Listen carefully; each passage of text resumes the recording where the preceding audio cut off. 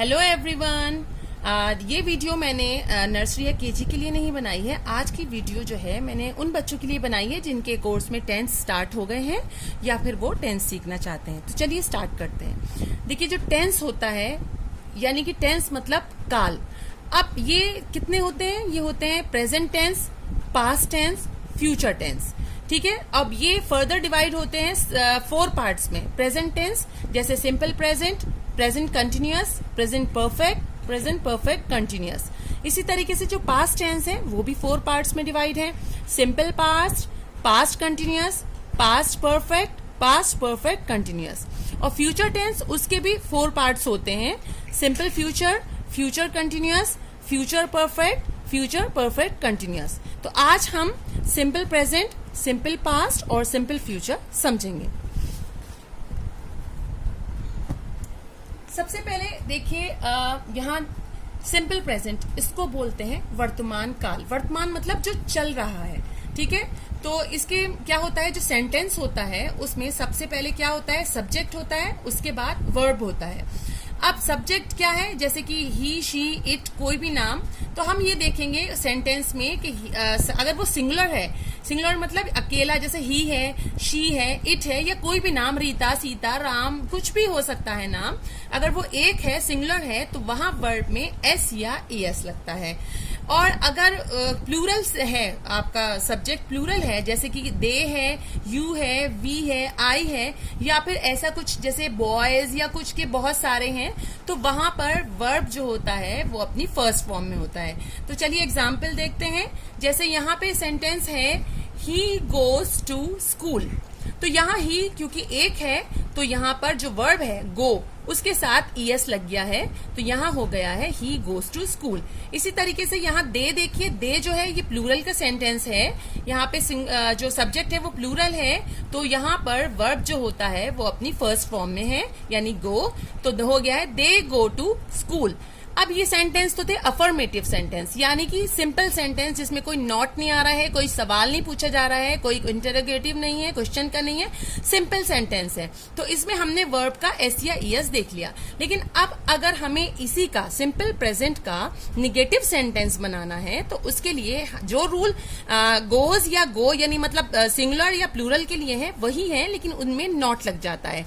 जैसे कि यहाँ पर है कि ही गोज टू स्कूल था, तो यहाँ पर क्योंकि ही गोज टू स्कूल था, सिंगुलर था, तो हमने वहां पर डज लगा दिया है और डज के साथ नॉट लगा दिया है। तो यहाँ हमारा जो सेंटेंस बन जाता है वो बन जाता है he does not go to school. अगर अब हमारे जहां मैंने ये रूल बताया था प्लूरल का, दे, यू, वी, आई, तो वहां है, तो वहां क्योंकि देखिए यहाँ गो था, वर्ब अपना अकेला था, तो वहां जहां पे प्लूरल में वहां पर डज नहीं लगता, वहां लगता है डू। तो सेंटेंस हो जाएगा I do not go to school.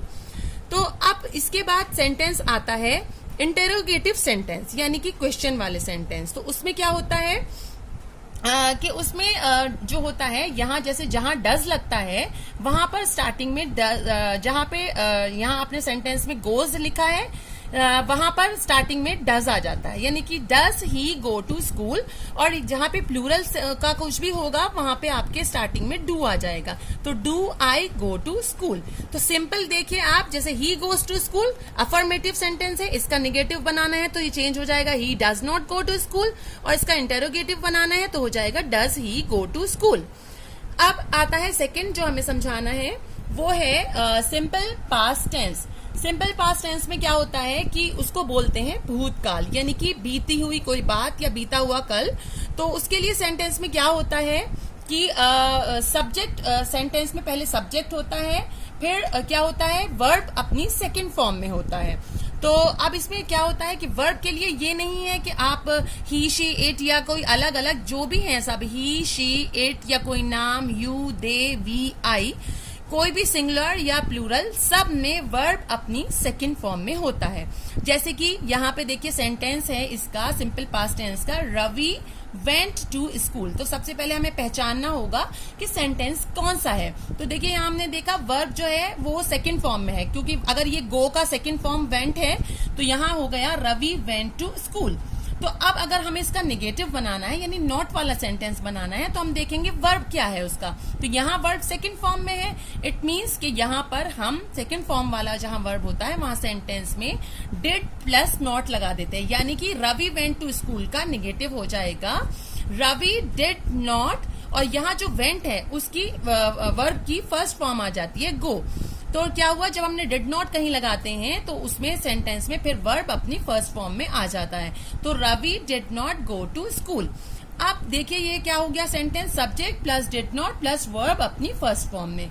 अब हमें इसी का इंटेरोगेटिव सेंटेंस बनाना है, यानी कि हमें क्वेश्चन का बनाना है। तो उसके लिए क्या करेंगे, क्योंकि यहाँ डिड लग रहा है तो डिड स्टार्टिंग में आ जाता है, फिर वो सब्जेक्ट होता है जिसके बारे में बात हो रही है, और उसके बाद फिर वर्ब होता है अपनी फर्स्ट फॉर्म में। जैसे कि देखिए सेंटेंस बन गया है did Ravi go to school. अब आता है सिंपल फ्यूचर टेंस, जिसको बोलते हैं भविष्य काल यानी आने वाला कल। उसके सेंटेंस में क्या होता है, पहले आता है सब्जेक्ट, फिर उसके बाद विल या शेल, और उसके बाद वर्ब अपनी फर्स्ट फॉर्म में। अब सवाल उठता है कि विल कहाँ आएगा और शेल कहाँ आएगा। तो देखिए आई और वी के साथ शेल आता है, और you they he she it या कोई नाम है उसके साथ विल आता है। For example he will go to school. तो यहाँ ये सिंपल सेंटेंस है यानी अफर्मेटिव सेंटेंस है, यानी यहाँ देखिए यहाँ सब्जेक्ट है, फिर विल आया है, फिर वर्ब आया है। अब उसी तरीके से आई यहाँ ले लिया एग्जाम्पल, तो आई का I shall go to school.